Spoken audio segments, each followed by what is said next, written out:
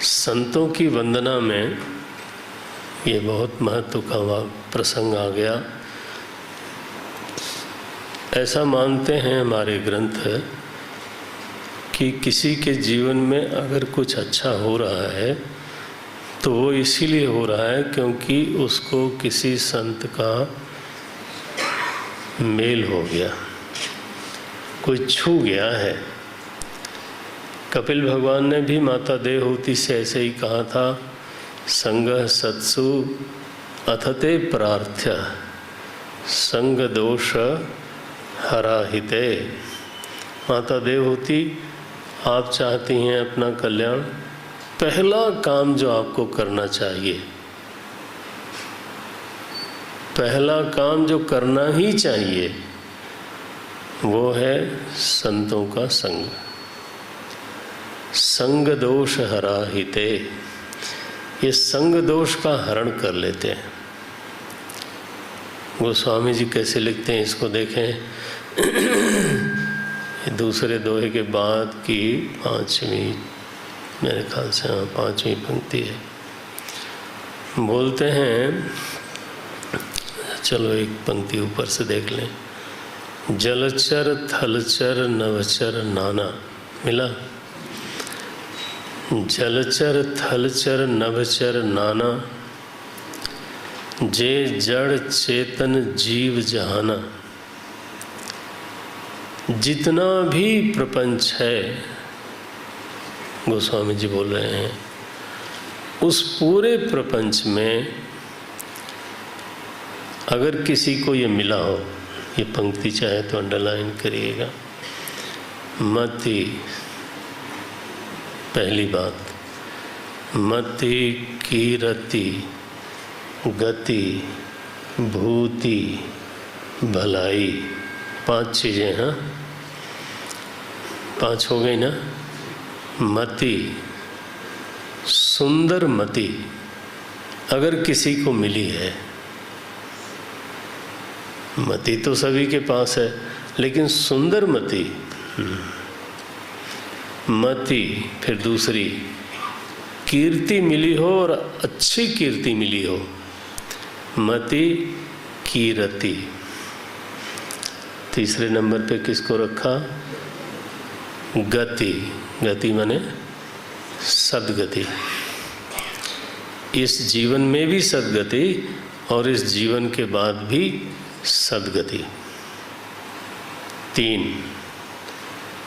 ये पंक्तियाँ ऐसी हैं तो हम तो अपने आस्वादन के लिए पढ़ते रहते हैं, लेकिन अब सभा में पढ़ रहा हूँ तो कोई थोड़ा उसका स्वाद लेते हैं थोड़ी देर। मति कीरति गति, तीन बताई। अब चौथी, भूति, भूति माने वैभव, वैभव। और पांचवा लिखा भलाई, और किसी का भला हुआ है। आखिर जीवन में यही पांच चीजें आदमी को चाहिए, लेकिन पहला नंबर किसका दिया उन्होंने? मति। देखो, सबसे कीमती चीज, गोस्वामी जी ने उस पर उंगली रखी पहले,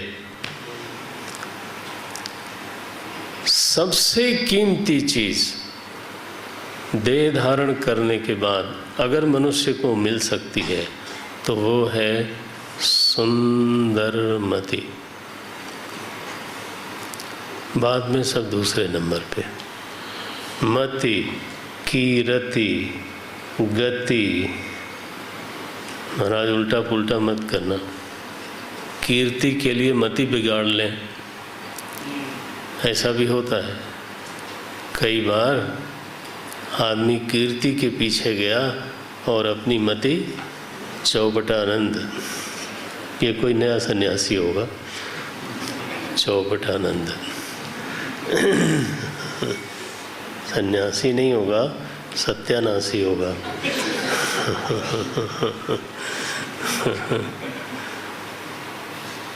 किसी कीमत पर मति को नहीं बिगाड़ना है,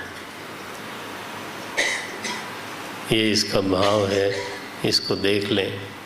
मति कीरति, गति, भूति, भलाई, ये पांचों जब भी जिसको भी मिली हैं, जब जही जतन जहां जही पाई, सो जानब, बस ये लाइन तो आप पक्का ही कर लो, सो जानब सत्संग प्रभाव। ये जो पांचों चीज़ें हैं ये सत्संग के ही प्रभाव से अब मिलती हैं। लोक कहूँ वेद न आन उभाव, लोक और वेद में कहीं भी और कोई उपाय नहीं है। सत्संग मिल जाए तो लिखा है सठ सुधरहीं सत्संगति पाई। सठ के सुधरने का और कोई तरीका ही नहीं है। सत्संग मिल जाए तो आदमी सुधर जाता है। वैसे ही जैसे पारस पत्थर के संपर्क से कुधातु लोहा भी हो तो वो चमक जाएगा। तो इस पर विशेष ध्यान दिलाया गोस्वामी जी ने। सत्संग में तो व्यक्ति को जरूर प्रवेश मिल जाए कृपा करके। आगे फिर ये पहले सत्संग का महात्म्य है। अब फिर संतों का वंदन किया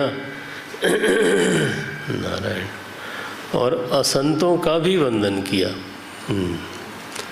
क्योंकि दुनिया में सभी लोग हैं, तो जो असंत लोग हैं उनका भी वंदन किया। संग का कितना प्रभाव पड़ता है, एक पंक्ति उठा देता हूँ। बोलते हैं गगन चढ़ई रज, ये जो धूल है ना, धूल ये आकाश में ऊपर उठती जाती है, उठती जाती है, उठती जाती है। क्यों? पवन प्रसंगा, हवा का साथ मिले तो आकाश में उड़ती है, और अधोमुखी कीचड़ का साथ मिले तो फिर से कीचड़ में मिल जाती है। इसलिए निर्णय क्या है? संग के विषय में we should be very very very choosy. चाहे जिसका संग कर लें, ये कभी नहीं वो रास्ते मिल गए थे, मैंने कहा चलो हम उनके साथ ही थोड़ा बैठ लेते हैं। वो तो बैठ लेते हैं, लेकिन आपका कितना बिगड़ गया आपको पता नहीं। ना ना ना ना, संग के विषय में साधक को बहुत सावधान होना चाहिए, चुनाव होना चाहिए। हम लोग आजकल पानी पीते हैं तो देख करके फिर अगर संभव हो तो बिसलरी का पानी पीते हैं, लेकिन संग करते हैं तो ये नहीं चुनते कि बिसलरी का है कि नहीं है।